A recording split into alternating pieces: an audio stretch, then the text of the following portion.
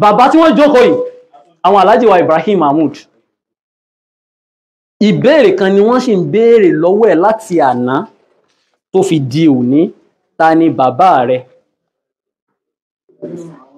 Ta ni bàbá rẹ? Ìwọ àti ta ni bàbá rẹ jọ ló bà? Ká sọ pé bàbá rẹ ò gbélé, bàbá rẹ tó ń pè ní Yusuf. Kọ́sọ́ ẹni tó bí kọ́sọ́ nulé kọ́sọ́ ìkangun rẹ̀ nínú ìdílé Ayilara di bá a ṣe ń sọ yìí, Yunusa ò lè prúfẹ̀. Ìtọ́ fani náà tí wọ́n na bàbá yìí nìyẹn o. Ìtọ́ fani náà tí wọ́n na bàbá yìí nìyẹn o. Ní mọ́sálásí bẹ́ẹ̀ ni bàbá tó white yìí ní sẹ́dá wọn ọ̀sọ̀ fún ọ̀ṣọ́ fídíò rẹ̀ lọ ó pọ̀ gan ó ṣì wà ó wà o. Wọ́n ní bàbá ìdí wípé tẹ́ ẹ bá rí wallahi lazim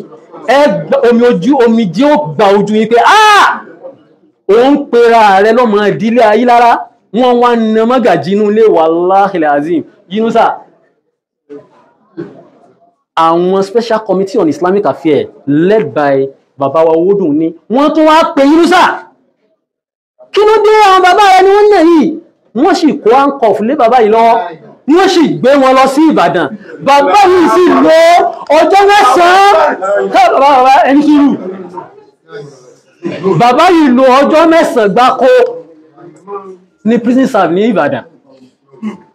nínú àwẹ̀. Wallahi Ọlọ́run mú Yunusa.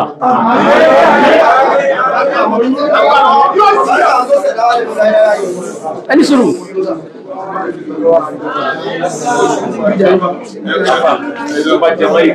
Ẹ má bínú sá. Ẹ má bínú sá. Àwọn bàbá yẹn tó wá kó 200,000 naira. Alhaji Ibrahim Mahmood Ayilara. Àwọn Special Committee on Islamic Affairs wọ́n tún wá kó 200,000 lé Yunusa lọ́wọ́ pé lọ Ìbàdàn 250,000 lọ Ìbàdàn lọ bẹ́ẹ̀lì àwọn bàbá yìí. Wallahi lazim Yunusa ò lọ ó dẹ̀ náwó yẹn àwọn ẹni ẹlẹ́ni láti tá inú wọn padà bẹ́ẹ̀lì àwọn bàbá yìí. Kí ṣe bàbá yìí nìkan o, àwọn 6 láti dùnmílẹ̀ Ayilara. Ìbájọ́ ọmọ inú ilé Ayilara tó bá jẹ́ pé bàbá rẹ̀ ni wọ́n bá náà ṣe yóò gbà á.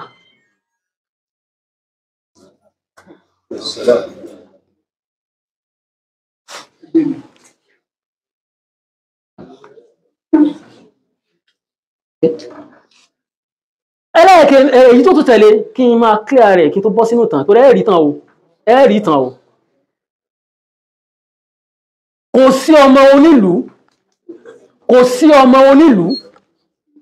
tó lè gbádùn ayé pé kí ìlú bàbá òun bàjẹ́.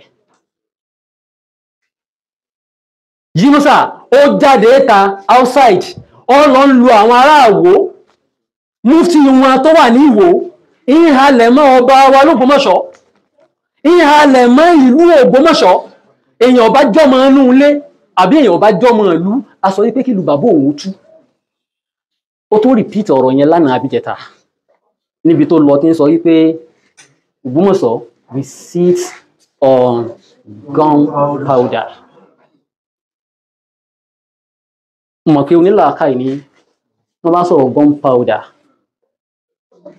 ẹ mọ̀ túmọ̀ ẹ̀. Ó dẹ̀ ń sọ wípé anytime ló lè explode. Ta ló fẹ́ explode ẹ̀? Kò sí. Èyí tó tún wá jẹ́ pàpàbà rí bẹ́ẹ̀ ẹ wo bí tẹ́ ẹ jókòó sí.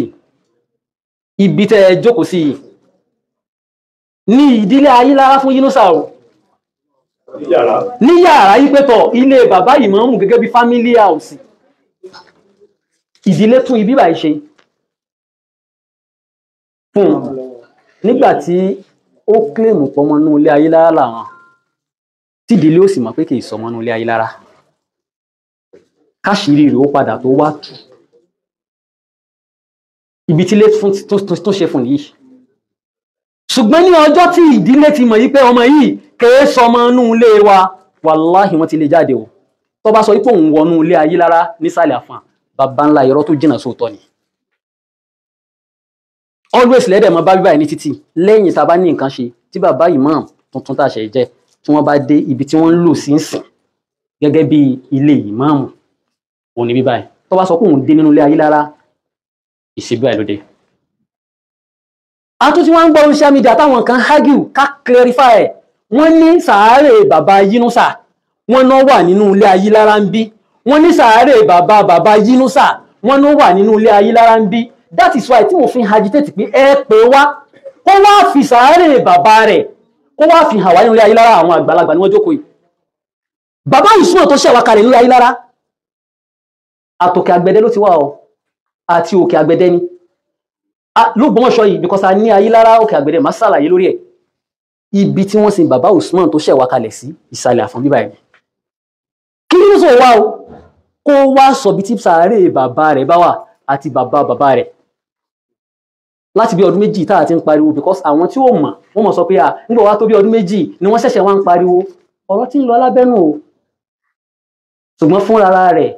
òun ló ti ara rẹ̀ jáde. Ṣùgbọ́n kí tó bọ́ sínú ọ̀rọ̀ ká má fi ọ̀rọ̀ rẹ̀ sọ̀rọ̀ ẹ má bínú sáà o. Bàbá ṣúgà ẹ má bínú sáà yìí pé mo torítọ́lọ́ ó jẹ́ ẹ̀dùn ọkàn fún wa ó jẹ́ ẹ̀dùn ọkàn fún wa.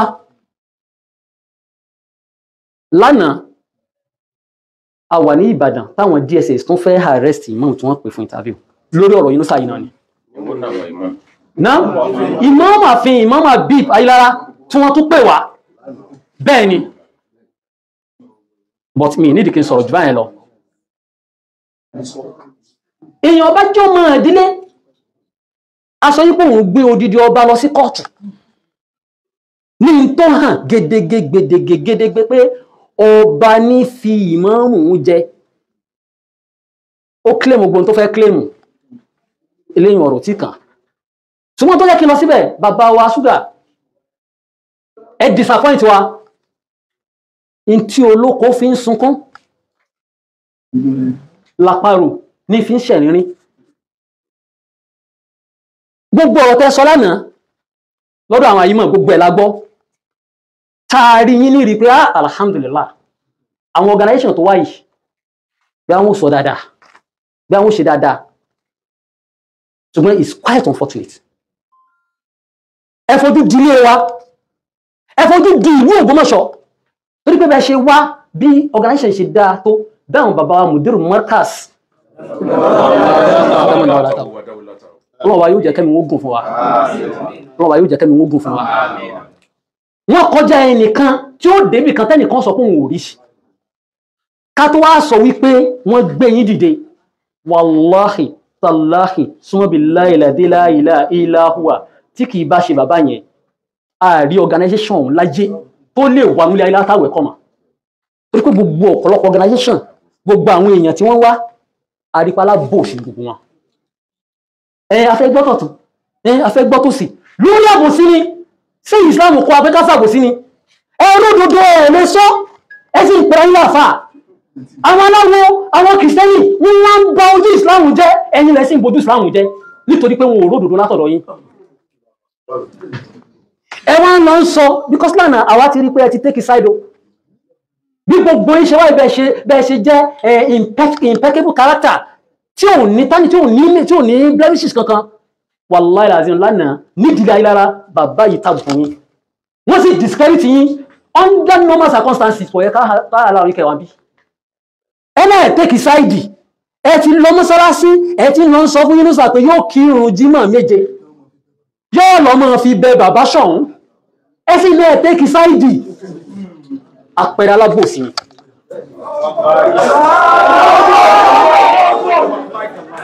ọ̀rọ̀ tí wọ́n ń sọ mo ti padà ẹjẹ́ ń sọ̀rọ̀ mi tọ́ bàbá ẹjẹ́ ń sọ̀rọ̀ ẹjẹ́ kò sọ́jú ẹjẹ́ kò tó lọ́nà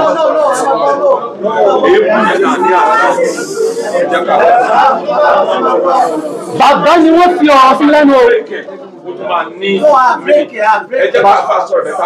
Ẹ má bínú sá.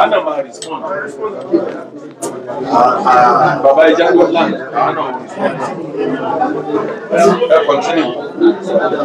Àwọn bàbá èmi kọ́ ni mò ń sọ. Àwọn sallallahu alaihi wasallam. Ẹ dákun. Ibi tá a ti wá jìnnà àwa ṣeré mi. A máa aláwọ̀ wọn kọ́ máa sọ̀rọ̀ wọn lọ à ń jọ̀tàn pọ́ǹtì. Ẹ jẹ́ ká ní oṣù ẹjọ́. Ó ṣe pé ká máa yà lọ́tọ̀ọ̀tọ̀ ká máa sọ̀rọ̀. Ẹ tó bá lọ́rọ̀ sọ ẹ ti fi sí bàbá ìlẹ́nu. Ẹ jẹ́ ká máa gbọ́ nǹkan tó ń sọ. Ọ̀rọ̀ yẹn discredit yín. Ṣùgbọ́n látàrí gbogbo ẹ̀yin tẹ́jọ wá, wallahi alazim kò sí àtàdánù kankan nínú yín.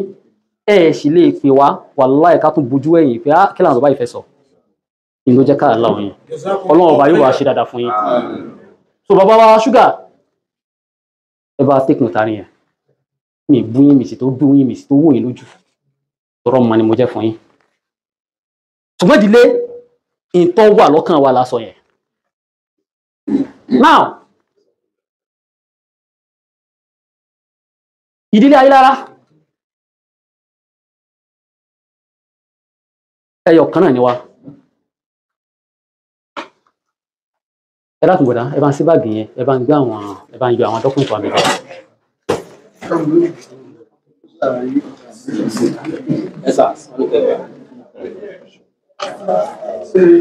Ẹ bá ń gbé complete yẹn.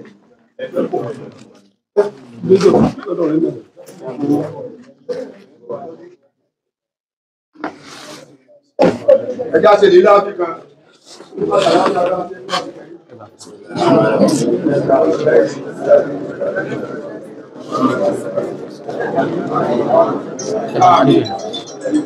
Ẹ kàn tán látẹ̀yìn lásán. Náà.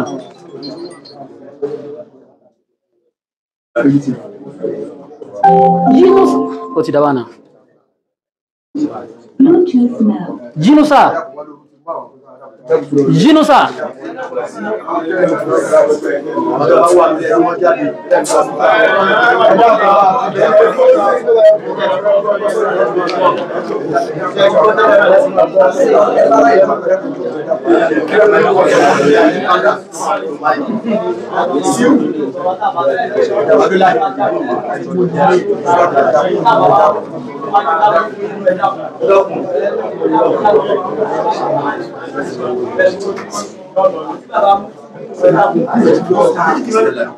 Nítorí yẹ kí n fẹ́ sọ̀rọ̀ tí mo fẹ́ sọ yìí, alhamdulillah ẹ̀yin kọ́ ni alákọ̀ọ́kọ́ organization tí wọ́n wà síbí.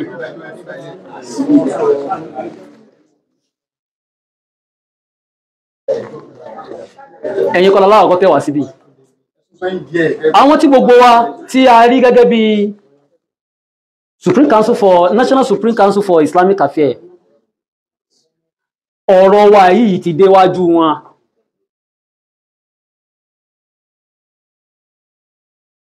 Ìdílé Ayilara sì dìde, àwọn tí wọ́n wà ń bẹ̀ níjọ́ náà lọ́rùn bí mo ṣe ń sọ̀rọ̀ ìmọ̀ pé wọ́n mọ̀ pé òdodo lọmọ yìí sọ. Ìdílé Ayilara dìde, kódà àwọn tó jẹ́ Ayilara diaspora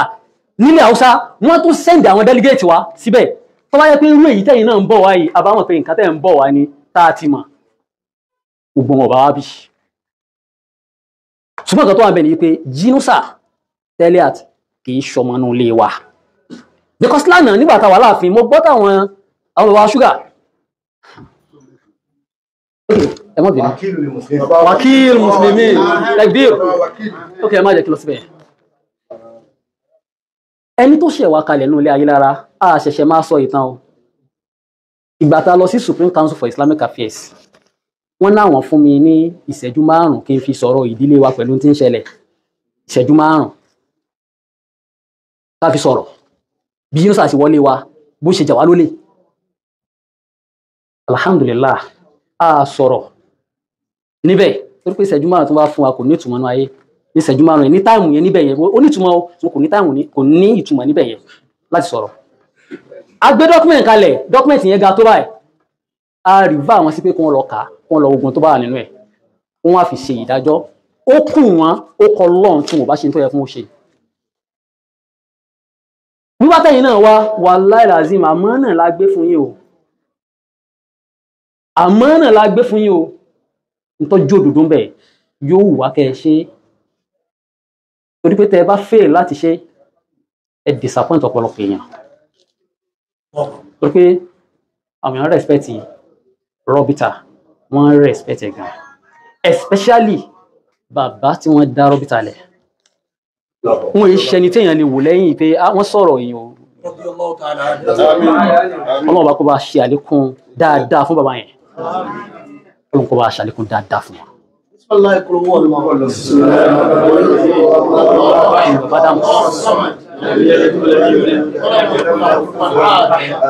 Wọ́n ń gbé síra wọn ní ẹ má bínú kò sì gbà pé àwọn bàbá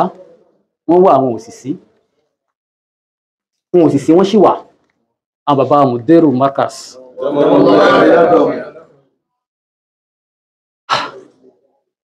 tí wọ́n jẹ́ adélé fáwọn bàbá tí wọ́n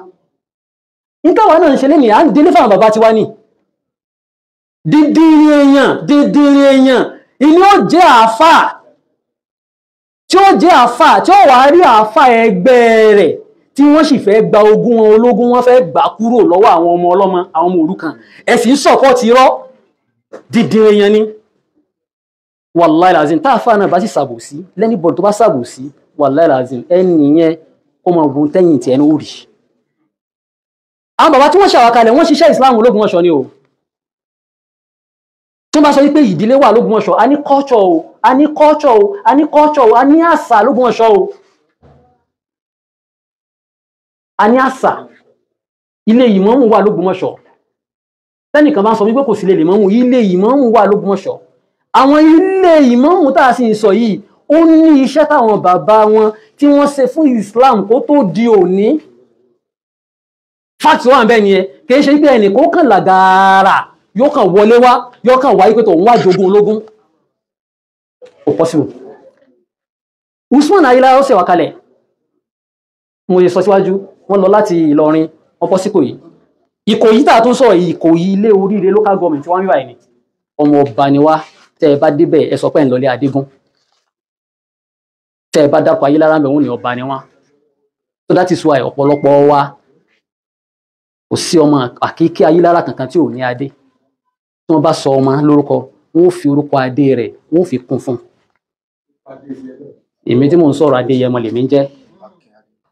Adéyẹmọ ni mò ń jẹ́ ọ̀pọ̀lọpọ̀ tó sì wà níbi tẹ́ bá ní wọ́n máa dá kún kálukọ́ mọ̀ sọ adé wọn ẹ sáà ní sọ̀rọ̀ ìran tí wọ́n jẹ́ olú o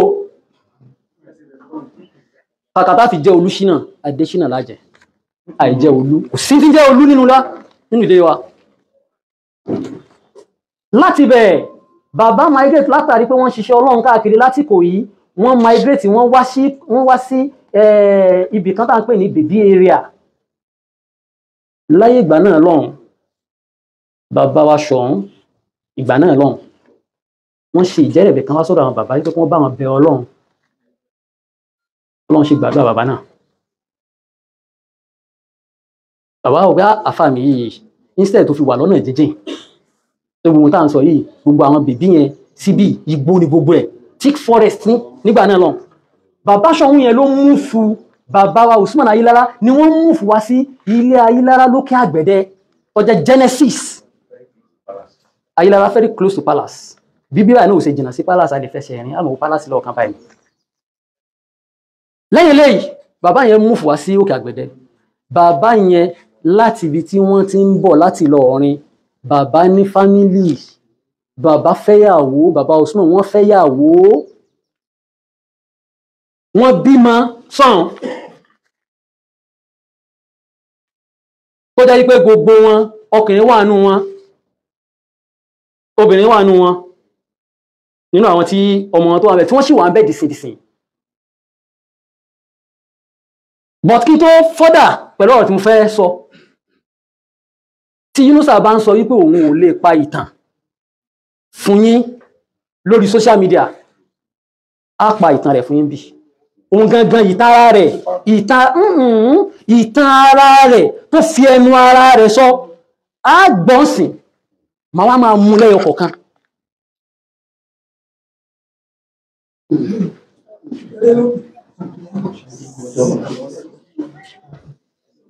ní October 2021 tí wọ́n mú wá pé kó wá jẹ imam ní táwọn bàbá yìí ń béèrè lọ́wọ́ rẹ̀ náà ni wípé ta ni bàbá rẹ̀, ìkángun wo ló ti jáde nílé Ayilara. tó bá ti sọ̀kángun tó ti jáde kò sí nǹkan kan máa bá ìmámù ẹ lọ. níwà àwọn bàbá tá à ń sọ yìí, àwọn bàbá tí wọ́n bàbá Mahmood tí mo bá débẹ̀ máa padà sọ̀rọ̀ lórí ẹ̀, àwọn ni wọ́n jẹ ìmámù alákọ̀ọ́kọ́ nínú ilé Ayilara tá àti ìjẹ nǹkan míì mọ́ láti 1917. so tẹ́lẹ̀ máa ń sọ wọn yìí pé wàhálà wọn pọ̀ 1917 sí 1919 làwọn bàbá tí wá jẹ ìmámù. láti ọdún náà lọ́wọ́ àti ìrí ìmámù jẹ, ẹni ọba wá gbára pé kóun ṣe iṣẹ́ láyé tó bá tó àsìkò káwọn ọmọ wọn jẹ wàhálà òun kẹ́ni ẹlẹ́ni ọ jẹ kó sọ̀pọ̀ tí Yunusa.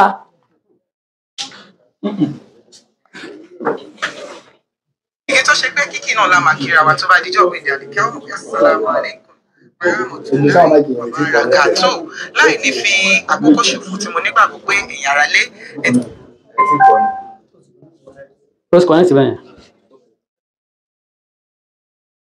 ẹ má bínú sọ̀rọ̀ tó bá ti jáde sí ẹ máa bọ̀.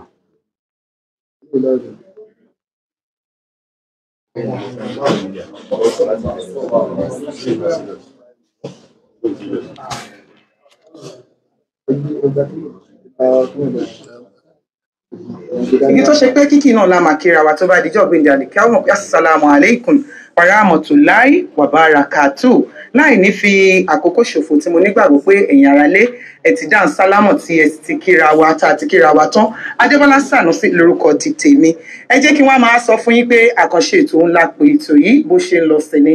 Àlejò wa tí a ti ń retí wọ́n ti wà nílé agbára pẹ̀lú wa ní ibi báyìí. Àlejò wa náà sì ni Imam Sheikh Teliat tí wọ́n jẹ́ ìmáàmù àgbà Yunus Olusina Ayilara tí wọ́n mo fẹ́ kẹ́ ẹ gbọ́ orúkọ yẹn no Adesina ẹ gba Adesina yẹn ẹ bá mi take note sir.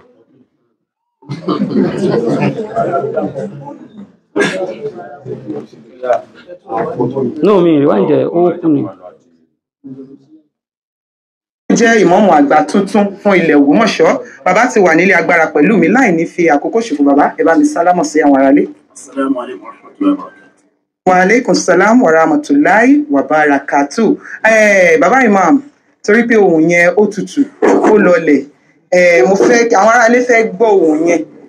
mo fẹ́ kẹ́ bá mi tún wọn sálámọ̀ sí kí wọ́n mọ̀ pé aṣáájú wa tuntun nínú ẹ̀sìn Islam nílẹ̀ Ògbó. nítorí kí n play kí ni ohun tó wà ń bẹ̀ yẹn mo rò pé lè identify pé ohun Yunus ni or Yunus ohun ẹ̀ ni. màá wá lọ sí orí ìtàn tó kàn wá torí pé ìtàn yẹn gangan òun ló ba yẹ̀ jẹ́. ìjọ tó ti sọ ìtàn yẹn ọjọ́ tí wọ́n wé ńlá wà ní ìdílé Ayilara ti mọ̀ yí pé a ti wọ wèrè a ti wọ wàhálà làwọn tó gbé wá gangan ti mọ̀ yí pé àṣírí ti tú. anítàn o anítàn ibẹ̀ ni màá wá lọ kẹ́ mọ́ wò kún fẹ́ fast forward síbẹ̀ torí kíláàsì mọ́ gba táìmù yín. Alhamdulillah rabbil alamin. Ó gbọ́ ẹ̀yin ará lé tí ẹ ti ń gbọ́ wa, mo lérò pé bí ara mi ṣe balẹ̀ tí mò ń fi ara balẹ̀ tẹ̀lé ìtàn ìgbésí ayé wọn. Àwọn ẹ̀kọ́ kan bẹ tí àti èmi tí mo nígbàgbọ́ àti ẹ̀yin tí ẹ wà nílé tá àti rí mú, àti ìmọ̀ ìwé western education àti ti kéwú méjèèjì ni bàbá ìmáàmù wa tuntun nílé Ògbómọ̀ṣọ́. Ẹ rí pé méjèèjì ni wọ́n dúra tí wọ́n jà fitafita tí wọ́n sì ṣiyọrí dáadáa níbẹ̀. Ẹni tí ẹ ti ń gbóhùn ẹ̀ náà ni Sheikh Teliat Yunus Olusina Ayilara. Bàbá ìmáàmù ẹ ti sọ ọ̀pọ̀lọpọ̀ fún wa nípa ìmọ̀ ìṣọ́ àti ìmọ̀ kéwú. Àwọn orí kébẹ̀ ṣe ń sọ̀rọ̀ àwọn aráalé kan bẹ̀ tẹ́ pé àti bí èmi tí mo wà ní ibi tá a ti bí yín bí ẹ ti ṣe dàgbà tó fi já sí pé gbogbo òtàn tẹ́ sọ yẹn àti ilé ìwé tẹ mọ ìwé àti kéwú mi ìfẹ́ gbọ́ kọ̀ọ̀kan tó jẹ́ ọmọ Ògbómọ̀ṣọ́ níbẹ̀. Imam, kí ló ṣẹlẹ̀? Ṣé màmá ni ọmọ Ògbómọ̀ṣọ́ ni àbí bàbá àbí báwo ló ti ṣe jẹ́? ètò kẹ́kẹ́ gbọ́ kankan ní ọ. Bàbá tí wọ́n bí mi orúkọ wọn ni Tọ́lá, orúkọ bàbá tí wọ́n ni Yusuf, orúkọ bàbá tó bí àwọn ni Abbas. Tá a bá dẹ̀ wo gbogbo àwa tá a bá mọ ìtàn ilé Ayilara dáadáa, a rí pé bàbá wa Ayilara tí wọ́n ṣẹ̀ wálẹ̀ ní Ògbómọ̀ṣọ́ ń bí, bàbá wa Usman Ayilara. A rí wípé ní Ògbómọ̀ṣọ́ ń bí ọmọ méje ni wọ́n láǹfààní àti bí, àti Ìlọrin ni wọ́n ti wá bí. nílọrin wọ́n bí ọmọ tó pọ̀ ṣùgbọ́n obìnrin ni gbogbo wọn. Bàtí wọ́n d'Ògbómọ̀ṣọ́ lọ́lọ́run fún wọn ní ọmọ 7 tí 4 nínú àwọn méjèèjì jẹ́ ọkùnrin wọ́n sì bí obìnrin ẹyọ. Allahu Akbar. Àkọ́bí wọn l'Ògbómọ̀ṣọ́ ń bí òun ni à ń pè ní Sanni. Lẹ́yìn Sanni wọ́n bí Habib. Lẹ́yìn Habib wọ́n bí Mahmood. Lẹ́yìn Mahmood wọ́n bí Abbas. Lẹ́yìn Abbas wọ́n bí Lawal. Lẹ́yìn Lawal wọ́n bí Bello. Lẹ́yìn Bello ni wọ́n bí Ashiawu. Ìyá wa tá ń pè ní Ashiawu àwọn láǹfààní àti bímọ kankan. Ọmọ wọn kẹrin tí wọ́n bí tá ń pè ní Abbas. Òun náà bí ọmọ náà àwọn abiyamọ tó ṣe, ó bí Fasasi, ó bí Salau, ó sì bí Yusuf. Yusuf yẹn ló bí bàbá tèmi tá ń pè ní Tọ́lẹ́hà. Bàbá mi nìkan wá kọ́ ló bí. Ó fi Táírù ṣàkọ́bí. Ó bí Jáàrátù. Gbogbo àwa tí a bá mọ nígbà kan ní Ògbómọ̀ṣọ́ bí. Ìyá wa tá ń pè ní Jáàrátù yìí wọ́n máa ń pè wọ́n ní ìyálé Pírímù. Ilé Pírímù ni wọ́n lọ́kọ sí. Ibẹ̀ náà ni Ọlọ́run ní kí wọ́n sin wọ́n sí. Òun ni ọmọ kejì tí Yusuf bí. Lẹ́yìn náà bí bàbá tèmi Tọ́lẹ́hà. Lẹ́yìn bàbá tèmi wọ́n bí Àṣàfà. Lẹ́yìn Àṣàfà wọ́n bí Òsénátù tá ń pè ní onísìgá. Ní bí ọdún bíi mélòó sẹ́yìn kí onísìgá tó jáde láyé. Wọ́n jẹ́ gbajúgbajà ta sìgá l'Ògbómọ̀ṣọ́ ní ọjà Agbó. Inú kíọ́sìkì báyìí ni wọ́n máa ń kó. Ẹ jẹ́ kí n sọ́fẹ̀ báyìí. Mú kàn kẹ́lẹ̀ gbọ́ ni. Gbogbo ohun tó sọ yẹn chat ẹ̀ wà ń bí mò ń wà bọ̀ tó wà nínú ìwé kan bí báyìí. Chat inú kò sí lára wọn, mo pàìlẹ̀ lọ́tọ̀ ni. Bàbá tó jẹ́ mọ́gàjí Abbas tó rí pé mi fẹ́ sọ ìtàn lọ títí wọ́n wà ń bí ọ.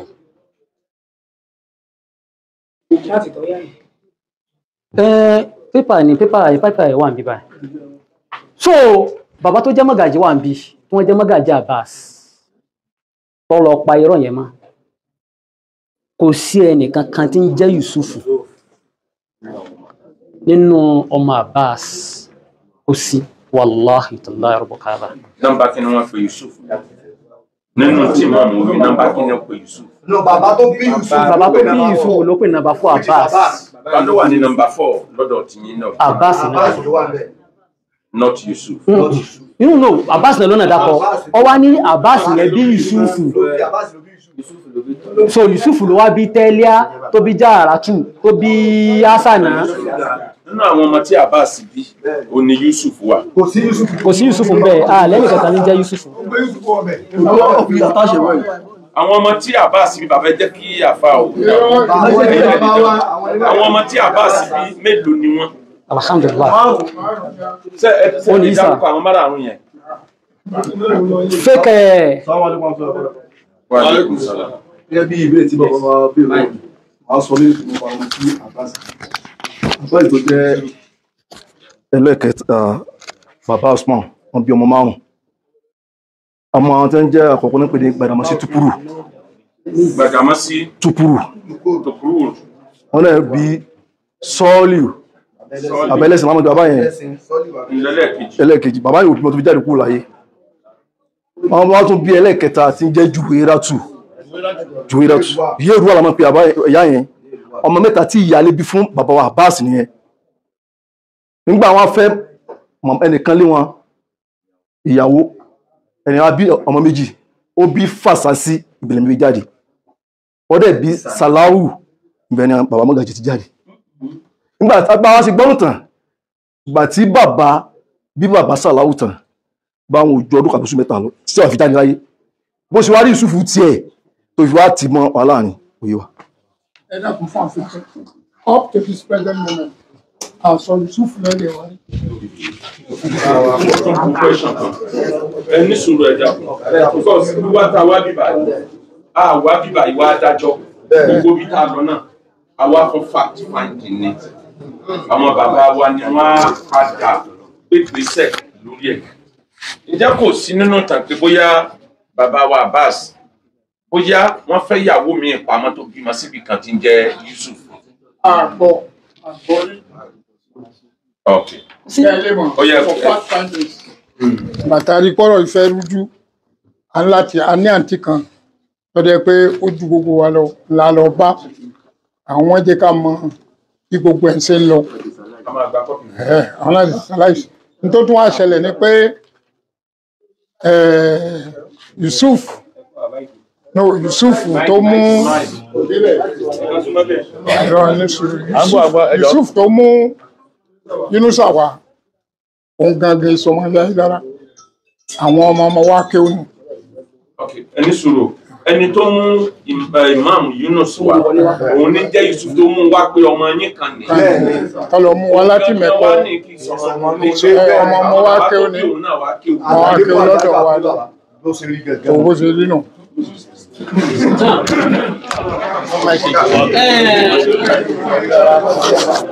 nítorí kí n sáré lọ bẹ̀rẹ̀ láti máa dènà pẹ̀lú nínú ilé Ayilara o mẹ́rin ló wà ní Ayilara àkíkí ó wà o òun náà ni àwọn ọmọ tí bàbá wa Usman Ayilara tó ṣẹ̀wà kalẹ̀ tí wọ́n fi àtọ̀ wọn bí àwọn làwọn tí a kà kalẹ̀ lẹ́ẹ̀kan yẹn àwọn ńlá tó kalẹ̀ lẹ́ẹ̀kan yí pé àwọn ọmọ tí bàbá Usman tó bí alákọ̀ọ́kọ́ wọn ni Sani ẹnìkejì wọn ni Mahmoud ẹnìkejì wọn ni Habib níbi tẹ́mi ti jáde ẹnìkẹta wọn ni Mahmoud ẹnìkẹrin wọn òun ni Abbas ẹnìkarùn wọn ni Lawal ẹnìkẹfà wọn ni Bello ẹnìkeje wọn Salamatu ní jẹ́ tó pè ní Sifawu tó pè ní Àṣàwù kò sẹ́nìkan tí ń jẹ́ Àṣàwù Salamatu ìlóbí àwọn táwọn pè ní àkíkí Ayilara ni tó jẹ́ pé gbogbo àwọn táwọn ọmọ yìí bá bí táwọn ènìyàn bí àwọn là ń pè ní Ayilara àkíkí nínú ilé tí wọ́n jẹ́ ojúlówó ọmọ. Bákan náà a ní àwọn tó ń pera wọn láyílára náà o tó jẹ́ pé àwọn bàbá wọn wá kéwú nínú ilé Ayilara torí ilé àfáà ní ilé Ayilara bọ̀ tí sẹ̀fẹ̀ kó padà sílé wọn wọn ò padà wọ́n jókòó sílé àfáà wọn bọ̀ tí ìjókòó wọn àfáà ní gbogbo ẹ̀yìn tẹ́ ìjókòó náà ìjókòó wọn ǹjẹ́ wọ́n ní ẹ̀tọ́ tí àfáà yẹn bá kú láti pinnu ogún yẹn kódà nínú Islam ẹ mọ́ bí kò yẹ kí n sọ̀rọ̀ báyẹn wípé lọ́dọ̀ ìwọ̀síwá àwọn ìwájú àwọn bàbá rẹ̀ kí o so wípé tá a bá fẹ́ pín ogún kan tí ò bá ṣe wàṣíyà kalẹ̀ tó bá ti ń lé ní certain percentage nínú Islam nínú Sharia wọ́n ní àgbọ̀rọ̀ tẹ̀lé wàṣíyà yẹn wí ní àgbọ̀rọ̀ tẹ̀lé tí mi bá ṣì gẹ́gẹ́ yìí àfáàsì kọ́ wa wọn ò lẹ́tọ̀ọ́ sí lẹ́lẹ́ẹ̀kẹta nínú ẹ̀ aláwọn kan tí wọ́n jẹ́ Ayilara by slave àwọn bàbá wọn ẹrú àwọn bàbá tiwa ni wọ́n jẹ́ gẹ́gẹ́ mo lè sọ níwájú pé ilé ọba nílé wa àwọn bàbá wọn ni wọ́n mọ̀ ń pa kókó fẹ́ sin ọba nínú ilé wa ibi tá a ti ń ṣe ẹ̀sìn ibi tí wọ́n ti ń pa kókó ó wà nínú ilé ìtẹ́ bá fẹ́ rí tẹ́ bá dókè àgbẹ̀dẹ ó wà níbẹ̀ náà dísìn ìdòló lónìí ṣùgbọ́n nígbà tí ayé ti di ayé yí pé tọ̀ kò sẹ́rú mọ́ a lè sọ pé wọ́n máa lọ lé bàbá wọn jókòó ṣùgbọ́n jíjókòó wọn ọ̀sọ́ wọn di pé wọ́n lè bá wa jà sí ẹ̀tọ́ àwọn bàbá wa àwọn kan náà wà tó jẹ́ wípé wọn ò ní ìbátan kankan wọ́n jẹ́ bí ọ̀rẹ́ fáwọn bàbá wa ni ẹ̀mọ̀ ayé john àwọn bàbá yẹn máa ń kóra wọn papọ̀ wọ́n wá kódà àwọn bàbá wa fún wọn nílẹ̀ ìgbéyà wọn náà wọ́n lẹ̀ ń bẹ àwọn jókòó tì wá but despite the fact pé wọ́n wá yẹn kò sọ wípé wọn ò ní origin wọn o táwọn bàbá wọn sì máa ń lọ sílé wọn nígbà ayé wọn. Imam. Yes sir. Kálíbà tètè lọ àfẹ́ fún yín ju wákàtí kan lọ Alhamdulillah. wákàtí kan yẹn dẹ̀ kù just 20 minutes fún ẹ̀yin nìkan mo ń bọ̀ mo wá ní béèrè tí mo fẹ́ béèrè torí àwọn bàbá tí rán wa wá gbogbo wọn náà ń wò wá báyìí ilé wo nílùú Ògbómọ̀ṣọ́ ni Imam Yunus belong sí àbí kì í sọmọ Ògbómọ̀ṣọ́ lẹ́ ń sọ kí ni tẹ́ ń wí gangan ẹ jẹ́ ká mọ̀. kì í sọmọ ìlú wa kì í sọmọ ìdílé wa fátìlì kì í sọmọ ìdílé wa. Kí ni proof pé kì í sọmọ Ògbómọ̀ṣọ́? Ìgbà tí ẹ ti sọmọ tiwa proof wà o fídíò rẹ̀ tó ti lọ sí prógámù tí ń sọ wípé ní ìlú bàbá tí wọ́n ti bí mi yìí ó ń ṣe prógámù yẹn ní ìlú Ògbóeré ni ní Badagry mi ní fídíò yẹn lọ but ó wà dáadáa. Ok a ti gbọ́ yẹn ẹ lo 20 minutes yẹn yókù kẹ́ tètè sọ àwọn tó bá ṣe kókó. So ariwo tá à ń pa. tó bá di 10:30 pẹ̀lú ògo Ọlọ́run àdáyín dúró ní 10:30 ẹ̀yin nìkan ládẹ fún ní time tó pọ̀ jù. no problem sir. so intan fi ń lélẹ̀ o ní pé Yunusa kì í sọ wọn nílé wa but ibi tó gùn yẹn ẹ̀tọ́ ìdílé tiwa ní ìta fẹ́ bá wa sọ fún yín pé ó fi ipò wa sílẹ̀ fún wa. ẹ̀yin tẹ̀ ń rojọ́ kí lọ́wọ́ ẹjọ́. sà nínú 20 minutes náà ẹ̀ ti ní sí lọ báyìí o. àwọn èèyàn yín náà rojọ́ kí sà wà. so Yunusa kì í sọ mọ́ bó ṣe jẹ́ ìmọ̀ àwọn tí wọ́n gbé wá láwọn ṣáàkà yìí tí wọ́n gbé wá nígbà tí ilé sì ń sọ wípé ọmọ ilé èso ọmọ inú ilé wa tí Yusuf tá à ń sọ yìí bàbá Yusuf bàbá tí mo respect jù ní I have never think pé bàbá yẹn lè ṣerú ìwà yẹn torí pé àwọn bàbá tí wọ́n bí àwa wọn ò sọ fún wa wípé ká sọ ìtàn jáde rí wọn ò sọ wípé ká sọ ìtàn jáde rí ọ̀ǹtìgbà tí wọ́n tan náà wá ìtàn ara wọn. wọ́n lọ bá àbá yẹn ní gangan personally sọmọ yìí ṣe ṣèrò pọ́ ọmọlé Ayilara ni wọ́n ní wàláhì ọmọlé Ayilara ni. bàbá wo lẹ lọ bá. bàbá Yusuf yẹn because as at that time mo wà ní Ìbàdàn tèmi tí ń ṣiṣẹ́ nínú secretariat Ìbàdàn but gbogbo tí ń lọ mò ń follow mo wálé sọmọ yìí sọmọlé Ayilara ni bí ìdàkó jẹ́ youth ó jẹ́ kínní alhamdulilayi ó dábàá but along the line tí wàhálà ẹ ti bẹ̀rẹ̀ tí ìdílé ti kọ lẹ́tà lọ sí bàbá lọ fún bàbá Ṣọ̀ún àná o kí bàbá Ṣọ̀ún tó jáde láyé pé Yunusa kìí sọmọ inú ilé Ayilara o lẹ́tà ti lọ o lẹ́tà yẹn ti lọ o lẹ́tà yẹn bó sì ṣe lọ wọ́n kọ́pì bàbá Pákó yìí wọ́n kọ́pì àwọn League of Imam and Alfas l'Ógbómọ̀ṣọ́ nígbà náà lọ bí ọmọ yìí ò kò í ṣọmọ inú ilé ṣùgbọ́n tó jẹ́ ìyàlẹ́nu ni pé àwọn tí wọ́n jẹ́ tó wà influencer tí wọ́n ní owó nínú ìlú wọ́n tẹ ọ̀rọ̀ yẹn wọ́n tẹ̀rí wallahi lazim kódà I'm sorry to say it Senator Abdul Fattah Buhari ó wà nínú àwọn tí wọ́n jọ ṣiṣẹ́ yẹn báyìí kí ló dé ó wà nínú àwọn tí wọ́n jọ ṣiṣẹ́ yẹn nítorí máa jẹ́ ìyàlẹ́nu lẹ́nu ni pé Alhaji Mọ̀súrù Èjìdé to be specifically ìdílé mo wà yìí nítorí sọ pé kí n sọ ni màá sọ ẹ bá bí wọ́n léèrè kí ni wàhálà bàbá Èjìdé Alhaji Mọ̀súrù kí ni ìṣòro wọn lórí ọ̀rọ̀ ilé Ayilara ilé wọn ìdílé wọn ni ló gbéṣẹ̀ kú ò lórí lèmọ́mù o tó fi kàn dílé Ayilara o nígbà tí wọ́n sì fi ń jẹ ìmáàmù 16 years àbí 18 years wọ́n fi jẹ ìmáàmù alhamdulillah kò sí ìdílé lèmọ́mù kankan tó dá sí àfihàn ìdílé wọn. Bàbá Èjìdé ìmọ̀ràn ẹ̀ bàbá Èjìdé Alhaji Mọ̀súrù lónìí àwọn ni wọ́n jẹ́ bàbá àṣálẹ̀ fún Yunusa lẹ́ni tí wọ́n ń fi ọlọ́pàá dá wa láàmú tí wọ́n ń fi àwọn agbófinró tó fi threatening wa nínú ìlú yìí wípé dandan ìtàwọn bá fẹ́ ní ọ̀sẹ̀ ṣáwọn ń bẹnu ilé Ayilara ni àbí wọ́n ní ìbátan pẹ̀lú wa. wọ́n èso lóye mùsùlùmí bàbá Èjìdé èso lóye mùsùlùmí ló gbọ́n sọ. Alhaji yes sir. ó kù ṣẹ́jú mẹ́fà ẹ lọ straight síbi tó bá. now bàbá sọ yípo wo ẹgbẹ́ bàbá. ẹ̀yin náà gbẹ̀mí mi náà láyé kò tó sọ̀rọ̀ nínú yín. àyè kọ́mítà ká tó sọ pé nǹkan ń rún o. now tí Yunusa bá ń sọ sórí pé mo ń gbọ́ lánàá tí ń sọ bàbá lẹ́yìn òdodo ọ̀rọ̀ ló tún kàn. àti ródòdó àti rí bí afá ń lọ. ó yá a fún yín ní ìṣẹ́jú márùn-ún kún. àwọn bàbá ti ní ká má wulẹ̀ sọ nǹkan kan mọ́.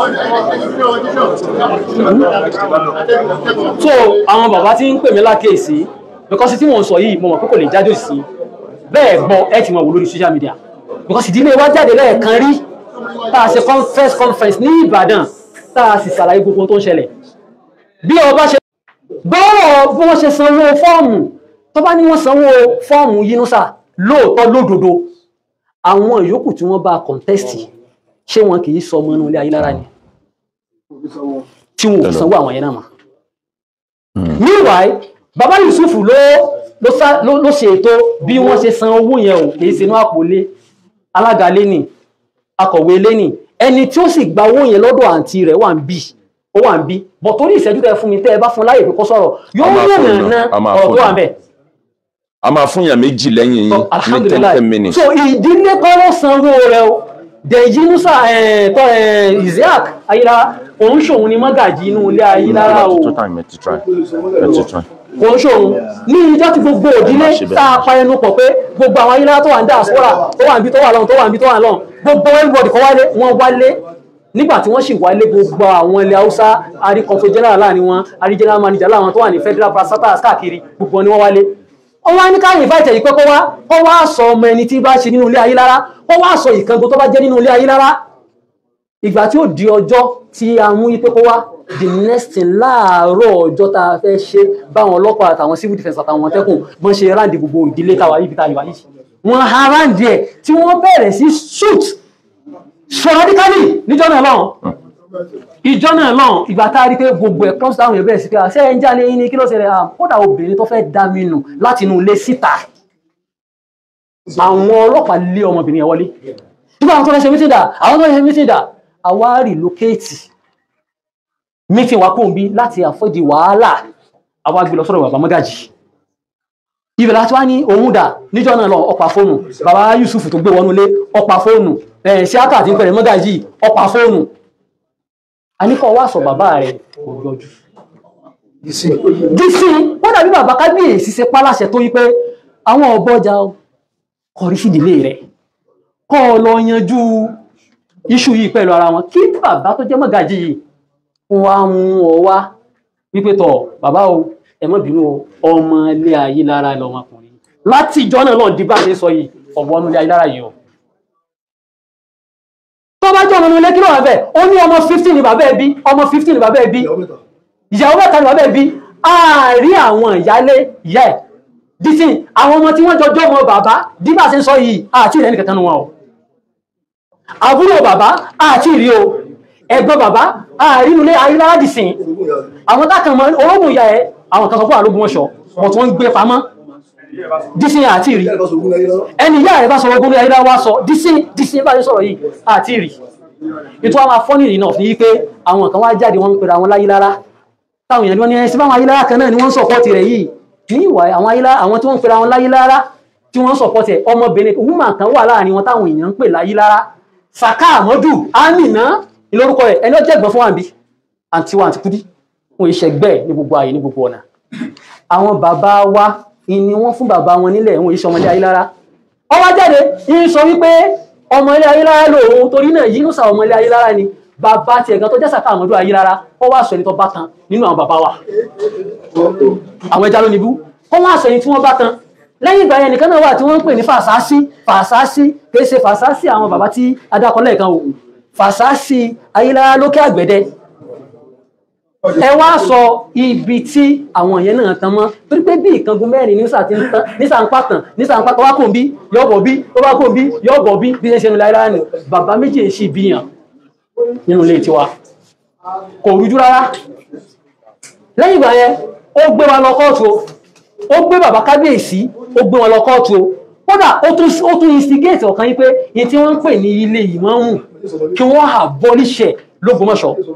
tó bá jẹ́ pé ọmọ ìdílé Ayilara ni ọ́ nípò bàbá rẹ̀ tí bàbá rẹ̀ ṣiṣẹ́ kalẹ̀ so o lè ṣàdúrà yí pé kí wọ́n gbé ilé ìmáàmù kí ilé kankan mọ́ jẹ́ lè ìmáàmù wọn. ó ní bá kọ́ ní fi ìmáàmù jẹ Ọ̀yọ́ nílẹ̀ ẹlẹ́rẹ́ bàbá akẹ́gbàgbọ́dọ̀ ọmọbìnrin wọn padà gbọ́ lórí afẹ́fẹ́ ọmọ Ọ̀yọ́ ní kí ló fà tí chief ìmáàmù Ọ̀yọ́ tí wọ́n fi tí ìjẹ́dì sí láti gbà sí bàbá yẹn ti kú Ìlọrin ló sún wọn bí ẹ̀mí àlọ́rin àmọ́ ìmáàmù lọ́rin àmọ́ nílé ìmáàmù lọ́rin àti ìgbẹ́bà bàbá Sheikh Ahmadin bàbá wa Adam Ali lórí kọ́nà ọba kó bá yọ́ ní sí gbogbo wọn bí tí wọ́n wà àgbọ́ wípé wọ́n dìde rí kó sọ fún àwọn fẹ́ jẹ chief ìmáàmù Ìlọrin despite the fact pẹ̀lú ìmọ̀ tí wọ́n mọ̀ yẹn torí pé ilé ni wọ́n fi tó no matter dáwúlà tọ́lọ́ bá wulẹ̀ kó ṣe fẹ́ tí ò bá ti kàn mọ́ ìrangún mọ́ ogún ológun ọ̀fà nìyẹn bàbá ìmáàmù Ọ̀fà torí wọ́n tó fi kọ̀ǹpẹ́ àwọn tẹ́ bá ṣe ṣe fún ìmáàmù Ọ̀fà nu ìmáàmù Ọ̀fà ọmọ inú ilé ni inú ilé wọn nìkan ni wọ́n sì ti ń jẹ ìmáàmù lọ́fà ọmọ ẹ̀gbọ́n ọmọ àbúrò ni wọ́n jọ ń jà sọ̀rọ̀ ìmáàmù èyí ṣe yí pé èyí sára wa ní Yunusa ò ní blood link kankan pẹ̀lú wa nínú ilé Ayilara. Assalamu alaikum warahmatullahi wabarakatuh. Alaikum salam warahmatullahi wabarakatuh. So صلوا على النبي الكريم. ẹ dákun torí ìtọ́lọ́run gbogbo ẹ̀yin tí ẹ̀ ń jáná sùn bàbá ṣúgà ẹ̀ clear ọ̀rọ̀ bẹ̀tẹ̀ fún wa ní ìṣẹ́jú díẹ̀. Ní àná bàbá ṣúgà ni wọ́n darí ètò ìní èmi tí mò ń jẹ́ Akéwùgbà Gold ni mò ń darí ètò ìní.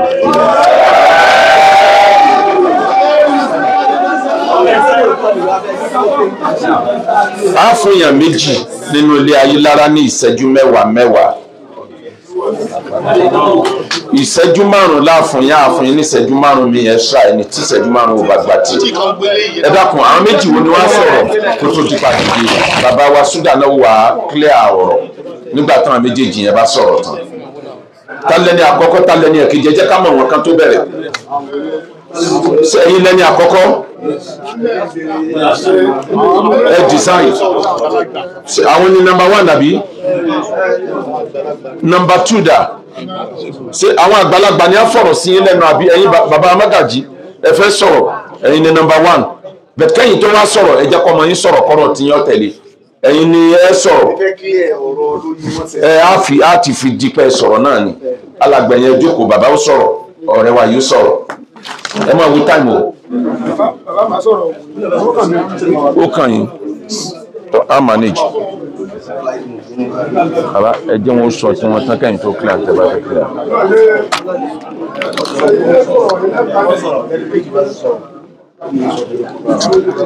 Assalamu alaikum wa rahmatullahi ta'ala wa barakatuh. Wa alaikum salam wa rahmatullahi wa barakatuh. Alhamdulillah rabbil alamin. Akí ẹ̀yin àgbàlagbà nílùú Ọlọ́run tó fi ìṣọ̀rẹ́ sọ yín láti ibi tí ẹ ti dìde. Ọlọ́run ọba subhanahu wa ta'ala gbogbo akígbà tí ẹ bá ti ń padà sí ayé nǹkan yín Ọlọ́run fi ìṣọ̀rẹ́ àánú yẹn. Ọlọ́run wá wo ọlá ayé táwa yìí torí ayé àṣẹ ni ayé àwọn àgbàlagbà yìí. Àwọn bàbá tó lo ayé yìí lánàá àáfà àgbà ni wọ́n. Ẹ clear tẹ́ clear ìṣẹ́jú ń lọ. Ẹ clear lórí ọ̀rọ̀ tí Bọ̀dá Isaac Múrákìnyò tó pẹ́ra ẹ̀ ní Mọ́gàjí lánàá tó sọ. Ó ní wípé ọ̀rọ̀ méjì ni mo fẹ́ clear ẹ̀ ní mo fẹ́ ṣe clarification sí lórí. Ọ̀rọ̀ lórí wípé ìdílé ló sanwó owó fọ́ọ̀mù àfà Teliat irọ́ pátápátá ni. Ìgbà lọ́jọ́ yẹn nínú Central Mosque àfà Yunus Imam Abibullah Alhaji Muftauddin àwọn mẹ́tẹ̀ẹ̀ta yẹn náà ẹni tí wọ́n jọ ń compete láti fẹ́ du ipò imam náà. So àwọn tó jẹ́ committee tí wọ́n organize meeting yẹn wọ́n wá dáhùn pé 20,000 naira àwọn fẹ́ wò bóyá oníkálukú wọn kápá láti dúró sí position yẹn. So anybody ò wà wẹ̀. Bàbá Yusuf yẹn ni wọ́n ń wá owó ẹ̀ńtà pé Yusuf tó gbé àfà Yunus yìí wá wọ́n wá rí owó tí ń bẹ lọ́wọ́ rẹ̀ bí almost 6,000 5,000 naira ó wá pé Isaac Múrákìnyò òun náà fowó kún wọn wá rí owó mọ́ 10,000 wọ́n sáré àti títèmí tó jẹ́ àkọ́bí bàbá tiwa ọwọ́ rẹ̀ ni mo wá la wá lọ bá ìgbà àtisẹ́ lówó lọ́wọ́ wọ́n wá ní pé owó kan bẹ owó ọjà tán kó fáwọn nígbà tá a kà ó jẹ́ 10,000 naira àwa kò pọ̀ èmi ni mo kó sínú envelope tí mo kó lọ sórí tébù àwọn tán jẹ́ committee lọ́jọ́ yẹn kì í ṣe ìdílé àkọ́kọ́ ọ̀rọ̀ nínú ẹlẹ́ẹ̀kejì Alhaji Isaac Múrákìnyò inú èmi máa ń mo sọ fún ẹnìkan nínú wọn torí pé alájọṣe ni èmi àtàwọn àti Imam Yunus ní ìbẹ̀rẹ̀ pẹ̀pẹ̀ ṣùgbọ́n ọjọ́ tí àṣírí tú tèmi mọ̀ inú mosque yẹn lèmi mọ̀ ni mo wà tí mo fi gbọ́ kíní rédíò yìí torí kíní voice yẹn ò jáde wọn jẹ́ kí kíní yẹn link out bí kíní yẹn sì bọ́ sí mi lọ́wọ́ mo kúrò ń bẹ̀ mo lọ sọ́dọ̀ àwọn tó yẹ kí n lọ lẹ́ni tẹ́jọ́ jẹ́ ọmọ bàbá pé in tó kù díẹ̀ káàtó ìkọ́dà ọ̀rọ̀ nígbà tó fẹ́ di wàhálà lọ́dọ̀ bàbá mo ní ẹ̀yin òkè àgbẹ̀dẹ ẹ̀yin lẹ láburú ẹ sì kú aburú àgbákò yín ẹ sì wá kú bá wa ń sàlẹ̀ kí ló dé kí lẹ fẹ́ gbà nínú wípé yín àtọmọ bàbá yín ní class ẹ wá ń gbé ètò yẹn lọ mú ọmọ tí ò ní bàtàn wá bá yín ibi tó ti pa Alhaji Isaac bó ṣe di Mọ́gàjí òun ní àkọ́kọ́ tó kọ́ protest tí ó gbà wípé Yunus ò ní jẹ imam pé wọ́n láàrin èmi àti wọn ní o tẹ́sí sọ pé àwọn lọ́mọ ọkùnrin tẹ́ pé òun gẹ́ kéwú ó lè di ipò imam yìí èmi ni wọ́n fi nẹsẹ̀ Alhaji Isaac lọ́jọ́ tí bàbá imam ọmọ fásirò Ọ̀yọ́ kú ìmọ̀ tọ́kọ́ kúkú nu wọn wọ́n wá fẹ́ lọ sí gbogbo àwọn imam in council wọ́n fẹ́ lọ sí Ọ̀yọ́ ìjọ ta rí ọ̀rọ̀ yẹn parí nù but in tó jẹ́ wúlẹ̀wúlẹ̀ ìjà yẹn ni Alhaji Isaac òjò clear sí mi aago 6 àbọ̀ dájí ta kásùbà tán èmi ni mo parí ọ̀rọ̀ yẹn níwájú seminary bowen Alhaji Isaac sọ fún gbóhùn ò ní pé imam kí imam Yunus kọ́kọ́ pé òun mo ní láti pe àfáà Yunus pé ẹ pé Isaac nígbà wọ́n pè mo pé padà ó ló ti pé ó ní ìṣòwò ó múra òun ó lọ bá ibi tí ọ̀rọ̀ mọ́gàjí tó gbà wọnú lẹ́nu. So àwọn nǹkan méjì so ìgbà tí mo máa ní alábòsí àṣẹ iṣẹ́ ẹ̀gbẹ́ dáadáa so in tí ẹjọ́ rún ní kí ló dé tẹ̀jọ́ clear sílé ṣùgbọ́n ọ̀rọ̀ tí ìjẹ́kẹ́mi àti wọ́n ṣe oníkòǹgẹ́ onísábàbí láti rí lágbàtọ́rọ̀ ìṣọ́ rẹ̀ ẹni tọ́jọ́ ń bàbá wọn nìyí àwọn níbì mo lọ bá wọn mo sì sọ ọ̀rọ̀ tó yẹ kí n sọ wallahi alazim omi sì ń bọ́ lójú wọn mo kúrò ńbẹ̀ mo gbéra mo lọ jẹ́ ẹni tó kù fún èmi ní bàbá torí ẹni tó tẹ̀lé bàbá mi ani mọ́gàjí wa tó jẹ́ àbá mo ní ẹ fi Yunus àkọyàn inú wa ọ̀dọ̀ àwọn bàbá tá sì ń pariwo yìí àwa bá wọn kò sí ẹni tó lo ọdún tó less than 100 years láyé kan tó kú ẹ wọ́n wá fi Yunus àkọ́ wa àgbákò dáadáa tẹ̀sí lókè àgbèrè ẹ má kọ àwọn èsì inú mùnàfíkò inú òkè táìwò yìí àyè tí àwọn bàbá Sàláwùdíìn àti Fàsásí lòrù ńlá yọ̀ǹda fún màmá wa lábúrò bàbá mi náà tún gbogbo ẹ̀ ṣe ìdílé ló tún gbogbo bí ṣe ìjọ ńlá lè pé ó kúrò nù bí ni ò ní débi mọ́ ó sì kúrò ṣé wọ́n wá lè léyìn kúrò ní pálọ̀ bàbá rẹ̀ ká bàbá rẹ̀ kó sì kú ọkọ̀ máa wọ̀ bẹ̀ mọ́. Setland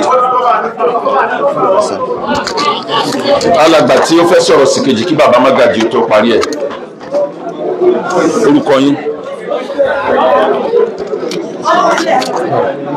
Assalamu alaikum wa rahmatullahi wa barakatuh. Orúkọ mi ni Abdul Fatai ọmọ Afa Rahimi ọmọ Jamiu ọmọ Sani tó jà kó bí Baba Usman Ayilara. Wọ́n ti kí ní ọlọ́ba kí ní bẹ́ẹ̀ lọ. Ọ̀rọ̀ tí mo fẹ́ sọ pọ̀pọ̀ má. Àkọ́kọ́ lọ́rọ̀ mi tó sọ̀rọ̀ ẹ má bínú bàbá wa ṣúgà àti gbogbo tẹwa ó dàbí èpè ni tó bá jẹ́ pé tí àti ń rún àbítà ń gbọ́ ní tá a fẹ́ ṣe bí gan ó fẹ́ ìgbàgbára lọ àbíká wọ́n gbẹ́kùnrin láti fi pẹ́ mọ́ gbúra sẹ́yìn ní parọ́ sẹ́yìn pẹ́ láti tọ́jú ayé wa nítorí báwọn kan ti ṣàbò sí bẹ́ẹ̀ tó bá tẹ̀lé báyìí àwọn àbá ti wádọ̀ wá rí tó alhamdulillah tó ẹ má bínú òfin bú yín kò fi tàbùkù yín o ọlọ́ngbọ́ bí ẹ̀ bá gbọ́ bí tí ọ̀bọ yín kìn ló kì í bàjẹ́ ọlọ́run bá ṣe dáadáa fún yín àdẹ̀rí kó òdodo lẹ bá wá òdodo ló sì jẹ́ lágbára ọlọ́run ní ìbàlẹ̀jọ́ burú tí a rí mo ṣe pera mi yẹn tí ẹ bá ń tẹ̀lé ẹ̀rí pé wọ́n sọ pé iṣẹ́ àkọ́tọ̀ bá ń sọ̀rọ̀ kì í sọ̀rọ̀ kò lè rí ìwà kò ní sọ̀rọ̀ ìbejì ni èmi ni wọ́n máa ń pè ní kejì rẹ̀ wíwá obìnrin kejì rẹ̀ ń bẹ láwùsá àmọ́ wò gbénu lé wa rí tó àwọn alájọ tọ̀léra wa wọ́n máa ń pè mí ní ìbejì rẹ̀ àjọ ṣe kékeré dàgbà àjọ gbé ni gbogbo látàlù tábí ṣe ìyàwó àjọ gbé ni. ìyẹn Isaac tó pẹ́ Mágàjí lánàá. àwọn Fatai Abdulrahim lèmi Isaac Abdulrahim ṣùgbọ́n bẹ́ẹ̀ ṣe ń wo tọ́ bó ṣe dínà nù kò ní sọ̀rọ̀ bá ní bá jókòó ń bá àwọn ọ̀dọ́ lọ́rin àwọn tó bá wà nílọrin ẹni pé màmá pọ́ǹtì ẹ̀ pé bàbá kan náà ló bí mi rẹ̀ kò lè sọ̀rọ̀ níbẹ̀ kò ní sọ̀rọ̀ tó bá yí mi torí ẹgbẹ́ ọ̀rọ̀ tẹ́ ń pa yìí nígbà tí Mágàjí lè tó dé orí wa mú tí wọ́n fi rúṣà gbowó lé ni pé 7 years láti jẹjà Mágàjí kó tó di pé mọ́mú dé nígbà wá jẹjà Mágàjí ẹ̀rùn bọ́dà wa wọ́n sì kìnnìún tí wọ́n wá bọ̀dá Ibrahim Abdulrahim àwọn ni ilé ẹ̀ tó gbọ́n wá yàn wọ́n tí gbogbo ẹ̀ ń dàrú Yusuf yìí náà láàmà pọ̀pọ̀ tí ń dànù pé ẹja fi iṣẹ́ kàńtà kíni iṣẹ́ kà sí pè mí ó sì pè bọ̀dá Ibrahim tọjọ́ mọ bàbá kan náà ìyàwó lọ́yàtà mẹ́ta a sì lọ sórí òkè lọ́dọ̀ wọn wàlẹ́ òun ló sì dọ̀rọ̀ ọ̀lẹ̀ tí wọ́n sì fún kàńtà ní bọ̀dá torí pé bọ̀dá ò lápọn tó bẹ̀ yẹ òun Yusuf ọ̀rẹ́ wọn máa ń jà kíkó rẹ̀ nu ṣé wá rí gbogbo tí ẹ sọ ń pa Yunusa èmi tí mo gbọ́ yìí sàfikẹ́ẹ̀tì bẹ́ẹ̀ lọ rẹ̀ mọ́ sí tẹ́tọ̀ máa ń bẹ̀ táàmà pẹ́rọ́ ni ó tún gbà tí mo rí ọmọ yìí bó ṣe sọ yẹn tó wá bá mi ní sọ́ọ̀bù yìí àjọ kí n tẹ́lẹ̀ ni ó ní bàbá ọ̀rọ̀ tó ń fẹ́ sọ fún ọlọ́mọ yẹn mọ́ bínú kankan ẹgbẹ́ ọmọ ìwá ẹ mọ̀ jìyà lọ́dọ̀ Ọlọ́run wọ́n á wò kí ní ṣẹlẹ̀ mo wá rí gbogbo bí brọ́dà mi ṣe sọ mo wá rí gbogbo sítórì tá à ń bá bọ̀ mo lọ bá Alhaji Mansuru Èjìdé torí òun ní bá àṣàlẹ̀ èmi òun Yunus àti ọmọ kíni ẹmọ mọ̀dérù àbí kíni ẹmọ pé ọmọ rẹ̀ Bùsírà ọwà mẹ́rin kódà kò tẹ́lẹ̀ ọkọ̀ wọlé wọ́n ní Alhaji òní nígbàtẹ́ ibi wá àlọ́mọ wa ni ṣùgbọ́n èmi rí pé kèso mọ́ ìsìnkú àmì òsì kánò ìdílé ìlágbára rẹ̀ Alhaji ní kò sí tó tẹ́lẹ̀ wọ́n rẹ̀ tán lórí ẹni mo ní ẹ̀pádà lẹ́nu ní nínú ilé rẹ̀ Ọlọ́run rí àwọn máyẹ̀rẹ̀ tàwà ń bẹ̀ẹ̀nù tí wọ́n parọ́ Bùsírà ló sì mi kalẹ̀ mo ní tó wọlé yín mà èmi ìlú olówó kankan mi wá ní kankan kí torí nǹkan tí yẹn bá wájú ọba tó ni nígbà tó wá rí pé mo yarí ìrìn agbèrò kankanlẹ̀ pé bẹ́ẹ̀ ń gbé mi béèrè fóònù lọ rẹ̀ tí mo náà ẹ̀yìn gbèsè wàláhì tàbí mi bá ń lọ dàlú méjì nígbà tí wọlé sàlámà lè kú ìrọ̀rùn yóò sì bá fún mi lówó ni mi bá ń lọ ó sì di ibi pè mí ó sì sẹ́ndì owó sákàǹtì mi tí mo gbogbo èèyàn lọ́mọ yàgbọ́n tó ti ń torí owó ẹ̀ níwà ta ogun àwọn bàbá mi èyí ó jí ẹ̀bọ́n mọ́ ẹsẹ̀ wínà láti jọ ní ọkàn mi sí kúlékúlé mo fi lọ bá wọn aláàjì wa ń lo agbára tó ní gbogbo àwọn kọmitì ọmọ islamic àti àtẹ́wò gbogbo ní ẹmbá yúsà sí ìbọ́lá jí owó lóní ààrẹ mùsùlùmí ìbọn gbogbo mọ́tò fún gbogbo ọ̀rọ̀ tó dé gbogbo wọn sì tó ra sọwọ́ sí gbogbo ẹ̀ fún ṣùgbọ́n ìjọ wọn rí òótọ́ ọ̀rọ̀ ní àá lẹ́sìkíá ọba tó ń jẹ lónìí yìí ọlọ́run bá wa lọ ẹ̀mí wọn wọn ètí ìsí bẹ̀ tí wàhálà ti dé tí a ti lò dá bàbá àárín àgbò tí wọ́n ń ṣe ojú fọ́ba àwọn ẹlẹ́mọ̀ ìdílé fọ́ba pé nǹkan bá ń ṣẹlẹ̀ wọn láwọn olórí kan sí àbẹ̀wò abájọba nígbà wa kọ̀wé tako gbogbo ẹ̀rí lọ gbogbo ọ̀wọ́ tẹ́ ń wọlé tí ẹ bá tú kalẹ̀ gbogbo kọ́pì tẹ́ bá fẹ́ ọlọ́run sí àbáyé sí fọ́tọ̀kọ̀ kẹ́ tó lọ tẹ́ ẹ bá tú kalẹ̀ nǹkan kún bẹ́ẹ̀ gbogbo bá ṣe kọ ìwé kí ọba tó jẹ tàdísó rẹ̀ nígbà pípàdé tí orí nǹkan kan wí pé oní bàbá rẹ̀ bímọ mẹ́ẹ̀ẹ́dógún ọ̀nà 14 àwọn arẹ́ nìkan challenge wa pé ọmọ ìyáálé mọ̀mọ́ rẹ̀ ń bẹ nílé ajínigbá tí ó sì bàbá rẹ̀ sí sáré bàbá rẹ̀ ń bẹ́ẹ̀ ọmọ tó bẹ́ẹ̀ kí lọ tó ṣe kọ́lá tí ó ṣe gbogbo ẹ̀bẹ̀ ìyáálé mọ̀mọ́ rẹ̀ tó wí àwọn ọmọ tiẹ̀ náà ń bẹ ẹni fẹ́ kó ojú sá pé ọmọ ilé lára wọn lẹ́yìn ìwọ àbúrò rẹ̀ àtẹ̀gbọ́n rẹ̀ mọ̀mọ́ gangan wọ́n ṣe ń pè é sáà pé mọ̀mọ́ orí nǹkan kan wí wọ́n ní jọ́kẹ̀rin jẹ́ ti fẹ́ àwọn ẹni ti bẹ́ẹ̀ lọ lé òkè ẹgbẹ́ táwọn ọmọ láyọ̀ ṣe orogún tẹ mànú lé ọmọ ẹnìkan sílífà ìrìn ìyàwó ọmọ bàbá fọ́sà sí tán jẹ́ àfà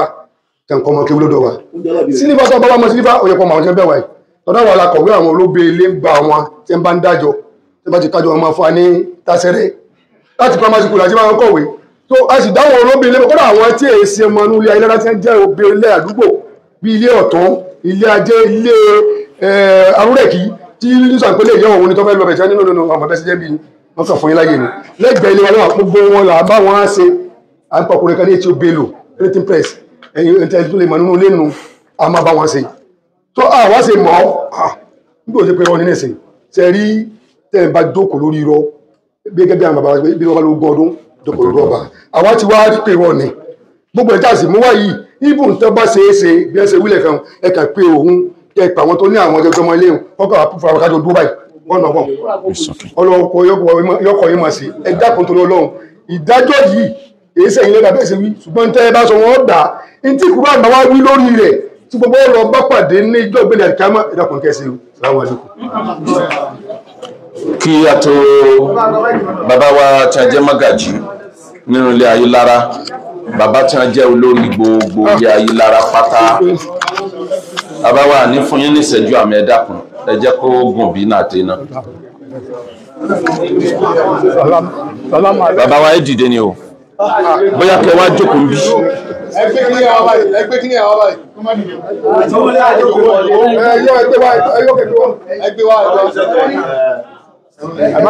Alaikum salam. Dọ́dọ̀ kábíyèsí ma bí sani káwa ni. Mi tí lè sọ.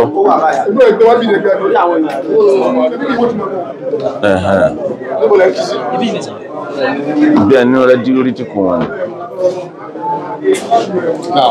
Assalamu alaikum wa rahmatullahi. Ìbàdàn àti àtìkù. Sẹ́rí ìgbà tí wọ́n ti bò sí pé education ti pé ó wà intellectual ẹjọ́ mo fi olú abẹ yín ẹ̀yin ọ̀jọ̀gbọ́n náà lẹ́jọ́ kó kà lọ yìí kíkà ìgbà áfíríkà alọ́tọ̀ yẹn fún ọlọ́gbọ́n mi kò tí ọ̀sẹ̀ tí wà síwájú àtàkùn kan lọ àwọn fún wọlé tán àbí mo kúrọ́ mi. wọ́n sì tún pẹ́ wípé olóòtítọ́ èèyàn àyàmí kító nìyàmí olóòdodo ni wọ́n fi wọ́n fọkàn tán wọ́n fi gbogbo nǹkan sí ọ̀dọ̀ rẹ̀ àgbàlagbà ò ní wàá lù kúrò ọmọ tó fọwọ́ lórí mo mọ̀ pé màá béèrè pẹ́sẹ̀ yẹn. mo dé mo rí pé kankan dàrú mo pọ̀ obìnrin lọ́tọ̀ mo pọ̀ ọkùnrin lọ́tọ̀ àwọn ọmọ sún bá ń lọ wọ́n ń bọ̀ mo gádà ní fásitì yẹn mo rí pé ká ṣe àbúrò àti ìsọ̀nà yìí mo sì ń pè òun náà òun ní àwa á dìbẹ́ nà rẹ̀ nígbà á dé ọba di pé wọ́n kà jẹ́ ẹ̀mí mi mo ní gbogbo nǹkan wọ̀nyí o ọmọ yìí pé àwọn ayé wa pọ̀ káàkiri àwọn tó wà náà wọ́n àkíyèsí àwọn tó sáré pé ẹ̀yin lẹ gbẹ̀gbẹ̀ púpẹ̀ wá kí ló ṣẹlẹ̀ wá ní ìtẹ́jà rẹ̀ ó àgbé ìkú wọn wà ọ̀sọ́pọ̀ ọ̀gá wá olómúdé àǹfà lọ́rin di Ramadan inú Ramadan 2023 yẹn 2022 ẹ̀ka èrò kó ṣe ju lọ márùn-ún ọ̀sọ̀ lọ nínú yóò sátidé mo ní láyé tó ní ilé àbáàdé o àwọn àmì ìwọ́n mọ̀ pọ̀ tó wá wá wípé káwọn wá gbọ́ nǹkan tuntun wá fẹ́ ló pẹ̀lú fámìlì wá sí lọ ilé òsì kankan ní olóhùn á ṣe òun á ṣàlá láti correct mistake yẹn ọ̀dà ọ wá sí mítìnì ó ní bàbá kò sí kankan wọ́n máa rò ń bọ̀ ọ̀yá mo tó pè é mo lókè olómọdé tó mo ní ọ̀la àwọn gbogbo wọn fẹ́ bá ṣe ìnáwó wọn á sì sọ̀pọ̀ ní tiwọn á tóbi a week or 10 days nílé ọ̀làdé ní bàbá olóhùn ní wá òun ní wá kí ló ní ó ń dìní pé tó ń bá wà wọ́n ní sọ̀rọ̀ tó ọba wá tó sọ̀rọ̀ tó sì wá kankan náà ọba mi ló jẹ́ ó ní àyè ọba mi ló jẹ́ ìlà ìlara ni ìta ló gbọ́ ọlọ́run lò wá láti gbé ọ sókè ìta ló gbọ́ sókè àlọ́mọ ń gbọ́dọ̀ túbọ̀ àwọn náà là kó pé sí ó tẹ̀lé máa ló tẹ̀ mọ́lẹ̀ bẹ́ẹ̀ kí ló dé ó náà ó ní òòrùn fún ọwà ìdí nǹkan nígbà tí ọwà wá àti èmi ti yẹn ọlọ́run ló ní ìlàkàyè pé ká má gbòmí bíi tó wà kúrò àlọ́ sí ẹni bíi tẹ̀sí bá wà ń jọ yẹn by 4, 5 àwọn àgbàlagbà ló wà bíi fred bullet ló gbé ìbàdí àwọn security people bó ṣe ní ti bí wọ́n ṣe ní ààrẹ nìkan tó ṣe ní ti wọ́n ti ẹ̀fẹ́ gbọ̀n kankan wọ́n á wò pé gbogbo ẹsẹ̀ gbogbo tẹlifóònù lápá wọn dá wa lò tó bá jẹ pé bàbá ẹ wà mí ìyá ẹ wà mí yóò sì rèé ẹ dá mi lóhùn báwo tí bàbá kò sí yá ní òfin kí àwọn ẹnìtì lẹ́yìn ìgbà yẹn nìbú rẹ̀ mọ́ nígbà tẹ́lẹ̀ wa lọ ẹlẹ́kùn ẹ̀mẹ́ ìgbìmọ̀ kọ́ nìkan tẹ́lẹ̀ lọ sọ́dọ̀ àwọn àgbàlagbà nínú lẹ́yìn àdúgbò tẹ́lẹ̀ ọ̀kan náà àwọn àgbàlagbà lónìí tí ìbàjẹ́ nọ́mbà 1 nọ́mbà 2 lọ́jẹ̀ lọ́kọ̀ balógun ẹ̀mọ́ lọ́kọ̀ balógun lánàá ọmọ ilé close gidi kan ara máa gbà tí ẹ̀mọ́ rí nìyẹn wọ́n ti fi kàn mí o bẹ́ẹ̀ ni mo sọ fún yín ilé close dáadáa àtàlà àgbẹ̀rẹ̀ tètè tó mọ̀ ní dáadáa ilé ìwé òtún ẹ̀ṣẹ̀ ọ̀nà àwọn gbọ́ àwọn ọmọ náà mọ̀ ìgbà tí wọ́n ń bẹ̀rẹ̀ kínní ẹ̀ lọ́wọ́ wọ́n ní dókítà bóòlù àwọn ní ṣé mo mọ̀ pé jẹ́ náà níta ìbúná làwọn ṣe ó ṣe bọ́lọ̀ wa lọ́wà ó ní mo ní ká ìwé pẹ̀lú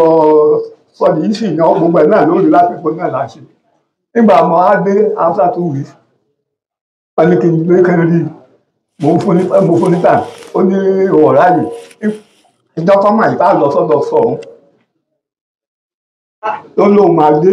ọ̀hún Friday Monday lálọ́ Monday Friday ọ̀nà kò dé ẹnu ọ̀nà tí wọ́n pèlè wọlé pẹ̀lú gbogbo àfáàlì lájọ pàdé ká ń lọ ọjọ́ tí mo fẹ́ lọ dìfẹ́ǹdì tó ní ṣe lẹ́yìn bàtà tí wọ́n sọ́dọ̀ sọ̀hún tí a ti sọ fún lọ sẹ́sà sáà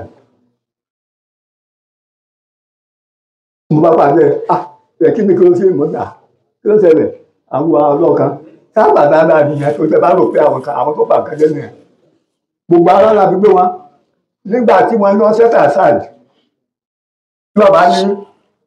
mọ́gàjì ilé yíyan àgbẹ̀kọ́ ni nígbà tí wọ́n bí nílé ìpè tí mo ní ìmọ̀ ok ní ìmọ̀ ó ti kan tí mo fẹ́ sọ ní pé kẹ́lẹ́ bá wọn àdó dáadáa àwọn tẹ́lẹ̀ àná àwọn tí ò dá mọ́ tẹ́lẹ̀tẹ́lẹ̀ tó ń dá sẹ́ńtẹ́ wọn ti di kàmí bẹ́ẹ̀ ni ọlọ́run ti sọ fún wa wípé ẹjọ́ déédé bọ̀sẹ̀ kọ ìbàjẹ́ ìlú tó bá sófin ẹ̀sìn òsì tí ò bá sófin bí gbogbo ọbàjẹ́ ni bàbá Gani lọ sí kùtì àpè ni ló ń gbé fún wa ó yẹ ṣe mùsùlùmí gbogbo ilé ẹ̀mọ̀ ẹ̀pẹ́ kíṣẹ́ lọ but kí nǹkan ọba tí ò sí òdodo gbogbo ọbàjẹ́ ni ẹ̀yin lẹ́sìn lẹ́gbẹ́gbẹ́ wa ìmọ̀ wa sọ wípé nígbà tí ẹ bá ní kọ ìbàjẹ́ yìí torí pé bèbè náà ní kálukú wà báyìí bèbè náà ní wà láàyè tẹ̀lé àsìmọ́bí láàyè ìlà àgbà mo ń sọ ọbẹ̀ fún wọn bí ìgbà tí bèlè ẹ̀kọ́ nígbà bá kó ní bèrè inú etí bèbè tẹ gbọ́ sí ẹ̀bá ti sàárè ni náà wọ́n náà sàárè tó lọ wà àgbẹ̀jẹ̀ náà lọ àbáwí bẹ́ẹ̀ ni mo sọ. Ọlọ́run á jẹ́ ká gba ọ̀tún dalẹ̀ o a dúpẹ́ lọ́wọ́ bàbá wa gan ni ní ṣókí bàbá wa ẹ wà emotional nítorí tó ti ṣẹlẹ̀ kọjá ẹ dákun. Bàbá wa Sugar máa sọ̀rọ̀ bet ọ̀rọ̀ lórí ọ̀rọ̀ Senator Fatai Buhari tí ìmáàmù mention lẹ́kan kí ìmáàmù fẹ́ sọ̀rọ̀ ọ̀dọ̀ à ń bọ̀ ká má sọ̀rọ̀ lọ́bẹ̀ ẹ̀yin lẹ́ máa clear rẹ̀ mo fẹ́ clear ọ̀rọ̀ Senator Fatai Buhari ni kí n tó gbé microphone fún bàbá Sugar aláàjì wa tán sọ̀rọ̀ látẹ̀ni ẹ sọ̀rọ̀ kan tó kan èmi náà tó dẹ̀ jẹ́ pé tí mi ò bá béèrè èmi náà ó gba query tí mo bá délé ẹni gbogbo ẹni tó ti ń wá bí látijọ́ àbòsí ni wọ́n ń ṣe ìgbà tí ìtẹ̀hádù wá bí báyìí àbòsí wo la ṣe. Imam ẹ sọ̀rọ̀ kí bàbá Sugar tó sọ̀rọ̀.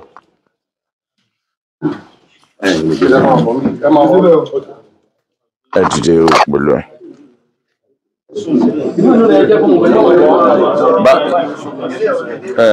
Abẹ́ mọ́jà kó pẹ́ torí àwọn tó ń travel wà láàrin wa. Ó tẹ̀ máa clear ń bíbá.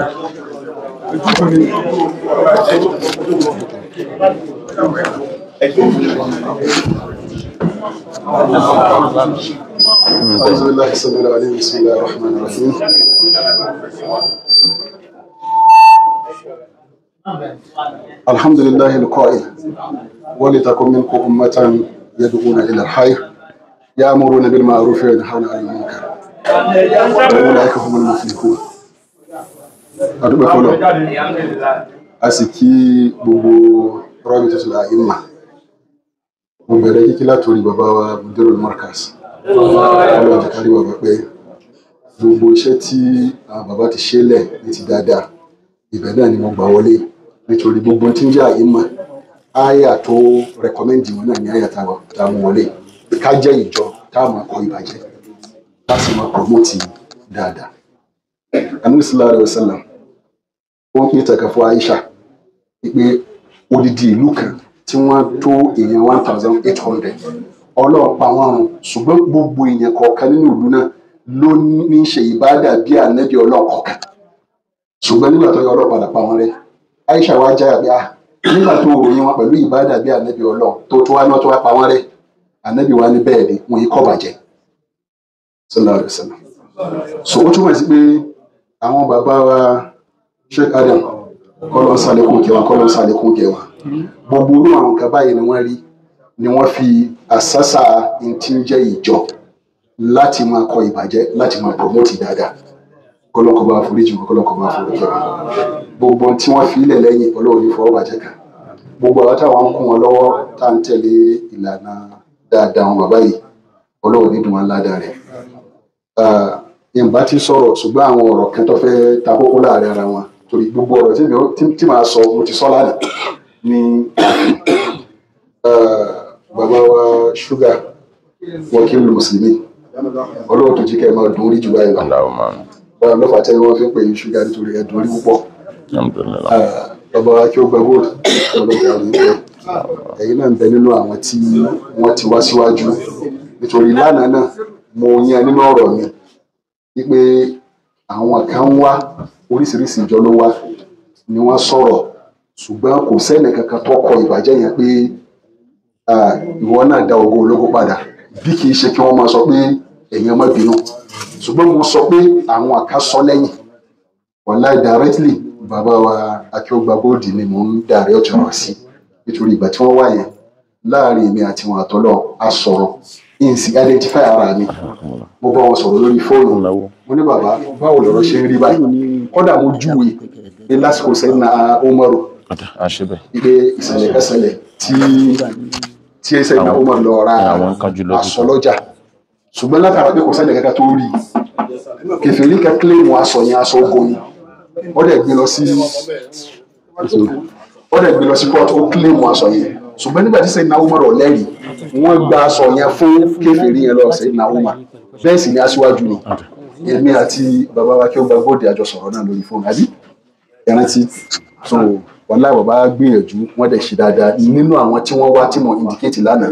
tí wọ́n sọ tí wọ́n rí lẹ́yìn wọn ò sọ fún wa direct ní immediately níbi tí wọ́n wà bíi pé láàyè tí wọ́n wà ṣùgbọ́n nígbà tí wọ́n kúrò wọ́n sọ̀rọ̀ lórí social media gbogbo èèyàn lọ́dẹ̀ gbọ́ wọn yé wàláhì wọ́n clarify Ọlọ́run ní dùn ládàá rẹ̀ so ẹ dákun ti bàbá wa Sugar wakilu mùsùlùmí ẹ dákun tó lọ ẹ má bínú ẹ dákun ṣe rí ọ̀pọ̀lọpọ̀ èèyàn ni wọ́n ń wò yín lọ́ọ̀kan wípé ẹ̀ ń ṣàbòsí ìlú Ògbómọ̀ṣọ́ kódà kì í ṣe nílé Ayélára wọ́n ń wò yín lọ́ọ̀kan bẹ́ẹ̀ nítorí àwa náà bí léwu pé intẹ́ ń rí lórí social media àti tí Yunus ń sọ fún yín òun ni ẹ̀ ń tẹ̀ àwòrán bẹ́ẹ̀ ṣùgbọ́n nígbà tí Ọlọ́run ní kẹ́yìn náà wà tẹ́ sì rí àwọn oríṣiríṣi tí ń ṣẹlẹ̀ níbẹ̀ a rí pé amendment bá tẹ̀ sọ ṣùgbọ́n níbẹ̀ bí tí wọ́n tún fi kàyé ní láàrin àná between palace sí ọ̀dọ̀ Yunus Teliat ẹ rí pé ẹ̀dá kò tó tọ́ lọ ní tí mo fẹ́ kí rọ́bìtà kí wọ́n bá wa mójútó pẹ̀lú ọ̀rọ̀ tí mo sọ ọba wa Gandhi wọn kì í ṣe mùsùlùmí kìrìsìtẹ́nì ni wọn ṣùgbọ́n kò sí nǹkan kan wàláhì ó dá mi lójú pé wọ́n lè di mùsùlùmí nígbà tá a bá sẹ́ẹ̀lì Islam fún wọn ní dáadáa ṣebí téèyàn bá rí tó bá dùn rí téèyàn rí akíní ìwà precious òun lèyàn máa ń dùn.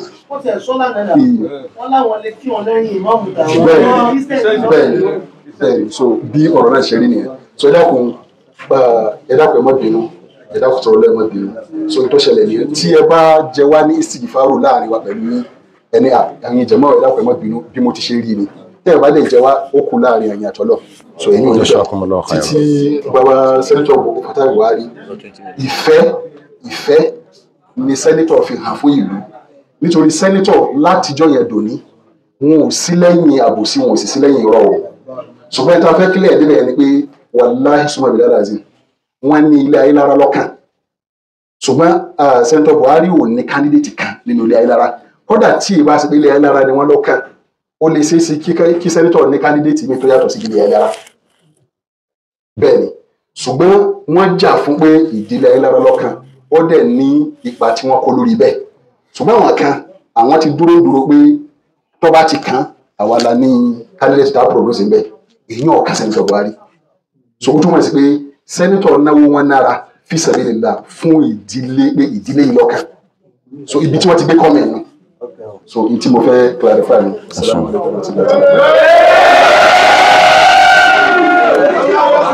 ọlọ́wọ́ bá san Imam Habib ní ẹ̀san dáadáa ọ̀rọ̀ lórí ọ̀rọ̀ sẹ́nitọ̀ Fatai Buhari nígbà tí àwa wá kókó nǹkan tá a rí dì mọ́ nínú ọ̀rọ̀ wọn ni pé ìfẹ́ pé ọ̀dọ́ ni wọ́n fà kalẹ̀ wọ́n dẹ̀ lọ́mọ inú ilé ni kò sí ní tó kan sẹ́nitọ̀ pẹ̀lú gbogbo ìdátẹ́njà o pé nínú wa yìí náà ọ̀dọ́ ni wọ́n sì ló máa ké ó ti dáa bàbá rẹ̀ ẹ máa kọ lẹ́tà rẹ̀ ẹ máa kọ so n tó kan sẹ́nitọ̀ Fatai Buhari yẹn wọ́n láníyàn bú àtọ́ àníyàn dáadáa ni wọ́n ní kọ́lọ́n san wọ́n lẹ́san dáadáa bàbá ṣúgà. My name is Aki Anabi. I'm a video director and TV producer of Akomolowe on African Magic. Keep watching Drivetv. olólùfẹ́ Drivetv àti gbogbo ẹ̀yin tí Fẹ́mi Sola ẹ máa wo Drivetv. Keep watching Drivetv. My name is Wole Agba. Taking this time out to tell you all that you keep watching Drivetv. What drive ẹ̀wọ̀ ní ògo ẹ̀? What drive ẹ̀wọ̀ fulfilment? What drive ẹ̀wọ̀ bí tó bá lọ? Ó ní iṣẹ́ rẹ̀. Ibi ni kò máa wò Drivetv. Thank you. Chloe. Drivetv. Driving you around the world.